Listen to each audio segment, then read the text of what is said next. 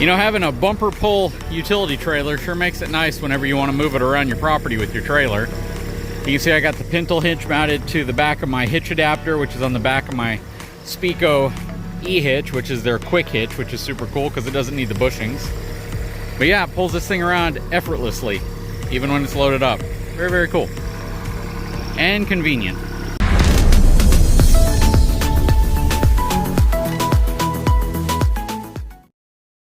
What's going on, guys? So today's video is going to be an interesting and simple and relatively short video, I think. We are going to replace this front coupler that was installed with the new Texas Pride trailer. This is a manual latching coupler, which means you put that up like that, you put it down over your trailer, and then you latch it in place. It actually works really well. There's nothing really wrong with this. But because this has the hydraulic leg assembly, it would be really convenient to put an auto latching coupler here. Basically one that when you lower it down over the ball, it automatically moves up and then springs back in place. And that's what I have sitting here on top of the toolbox today. Now this is really cool. This is made by a company called Demco. It's called the Easy Latch. And basically what happens is when you lower it over the ball, this piece right here presses up. You can see how it springs up like that. And then once the ball goes in place, it locks back over it. You can do it manually if you like as well. Lock it in place. And this is where you would put your hitch pin in place as well to secure it so it doesn't bounce off or come loose for whatever reason while you're towing. Built very, very well. You can see this is all one big cast piece of steel. Very, very cool. Boyden, Iowa. And I've seen these on other trailers. This is actually something I've been wanting to put on this trailer since we got it. Going to be a very, very simple install. It's simply going to replace this inside of the channel right here. And then we'll use the bolts here to secure it back in place. I'm going to put it at the same height, which is just 2 holes down from the top and 2 holes up from the bottom, right in the middle. That's the perfect height whenever it's connected to the truck. So let's go ahead and get this thing installed. All right, so something that's going to be a little different than probably how they plan on installing it or how they want you to is it comes with these 4 nuts and bolts. And essentially you'd put one on each of these holes here, so you'd have 4 of them. Instead, I'm going to use these longer bolts that go all the way through, and I'm simply going to reuse the hardware here. Plus that looks like grade 8 hardware, and this looks like grade 5 hardware right here, so that's actually going to be the stronger hardware to use. So yeah, it's just really the process of removing that. And again, the ability for this just to kind of flip up and lock back in place, especially considering how quick this Stillwell hydraulic front tongue jack is going to make things really convenient when it comes to coupling it up to the back of the truck. So let's go ahead and remove that, and then we'll put this in place and we'll reuse the hardware that's already here. Typically, if you're doing this type of upgrade, you're going to have hardware already in place that you can reuse, but it's nice to know that they include hardware right here.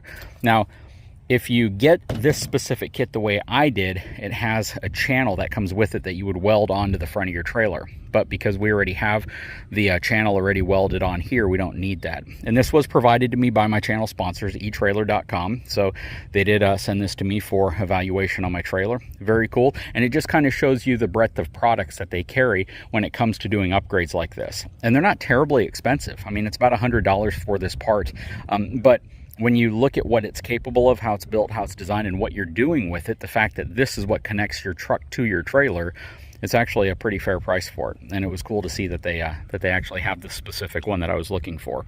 They have it in red as well, which I probably should have gotten. I can always just paint this thing red if I want. But the reason I didn't is because that one was on back order, and it would have taken like 3 or 4 months to get in, whereas this one was already in stock. Okay, just a bunch of trial and error going on here. I pulled out my socket set here. These are impact sockets that are reversible. I did a video on these a long time ago, and every time I do, they pretty much sell out of these things on Amazon. But basically, I can take my little adapter here and I can put it on either side. So this is a 15/16 as well as a 7/8 inch socket. So basically, I'm gonna go like that, put on my impact driver, and now I have what I need. So love these things. Super, super affordable too. These are like, I don't know what they are right now, I'll have to look, but usually about 30 bucks or less. And I buy tons of these just so I have them everywhere I need them. Anyways, let's get to loosening this. Hopefully my my impact driver will be able to do it.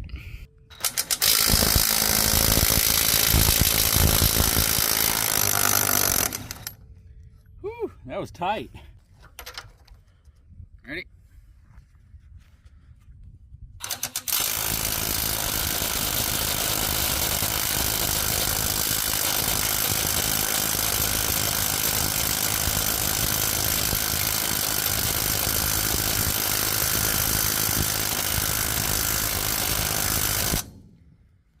insane.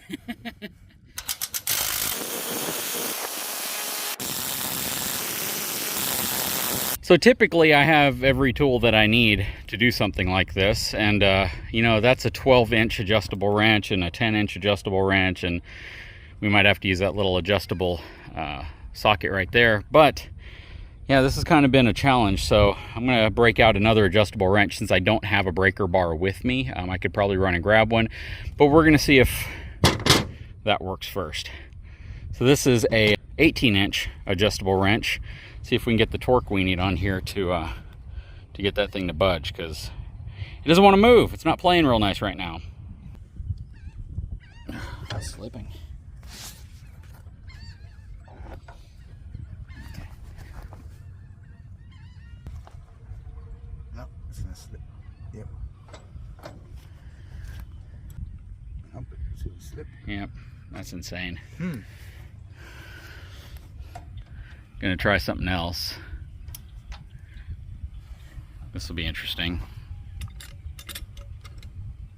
I think this is gonna break before that loosens, but we'll find out. This is it's a Harbor Freight tool, but it has an extendable neck, so you get the extra leverage you might need. But we're not moving stuff right now too well, so.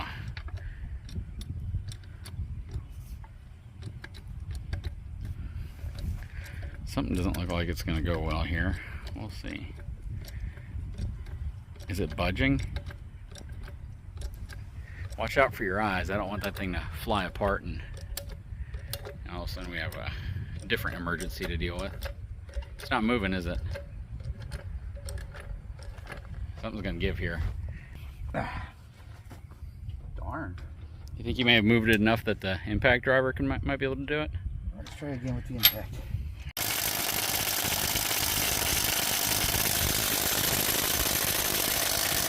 This is a really unexpected problem to have.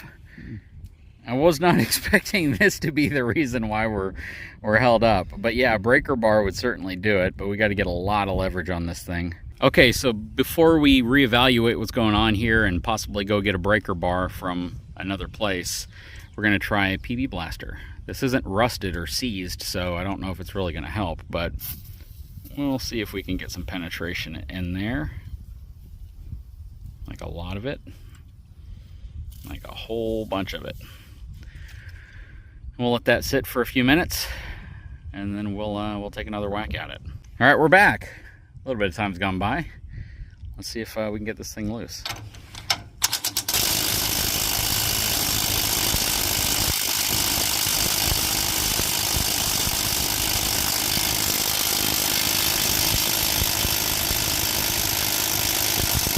This is certainly interesting. This is all right, so we have to go get a breaker bar. We'll be back. Okay, so I have a breaker bar I actually found here, and this is only like a 20-inch breaker bar, so it's not crazy big. And then I have an impact socket down there. We're gonna try this one. I have like a 4-foot long breaker bar. I use it to install hitch balls onto the top of hitches.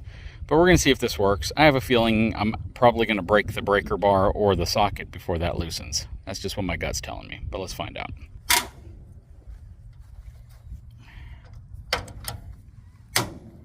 That actually moved a little easier. I'm sure that's moving on the other side too. Yeah, that's moving on the other side. But that's more... Yeah, we're getting more movement than we were getting before.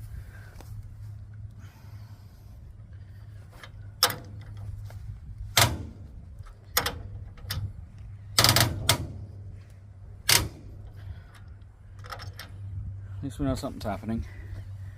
All right, let's get the other piece. All right, so hopefully it's loose enough that we can at least get this nut off.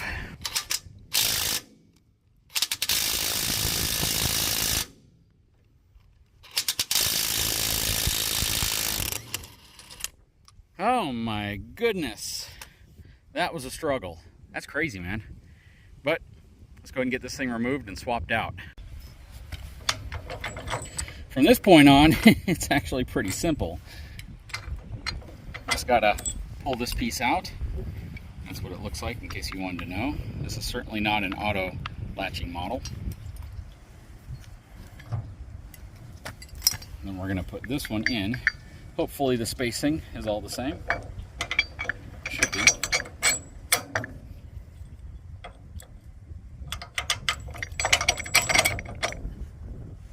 Wow, so much easier in reverse. And we don't really need these to be that tight. I mean, they can be tight and snug, of course. These are locking nuts, so they have nylon fasteners built into them, but they don't need to be as tight as they were. I think somebody just kind of went a little crazy with the socket whenever they were on it before. All right, you want to clamp down on that one?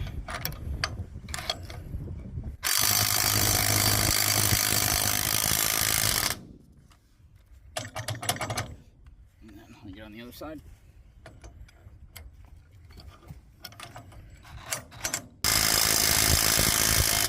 All right, so that's pretty much it. You know, installing one of these typically maybe takes 10 minutes. It's not very long at all. That nut was tighter than it probably ever should have been. Super, super, super tight. The channel is certainly still functional as the channel the way it needs to be. Everything's looking really good, and yeah, we should be able to hitch up to the truck now very easily. And again, the ball just comes up, it presses up like that, and then it locks back in place once it gets over the ball. To unhitch it, you just pull that up like that, drop it, or at least raise this up, it drops out, and you're good to go. Very, very cool. Anyways, guys, I hope you enjoyed this video. It ended up turning into a much more dramatic video than I thought it might because of the challenges we had trying to loosen this bad boy off. Yeah, and I'll go ahead and throw a link to this in the description of the video. This may be something you're interested in adding to your trailer, and if it is, eTrailer is a great place to get it. And they have a lot of other varieties, not just this. They even carry one like this. They carry all sorts of different couplers for all sorts of different types of trailers. Guys, if you haven't had a chance, please take a moment, subscribe to my channel, give me a thumbs up, and we'll talk to you again very soon.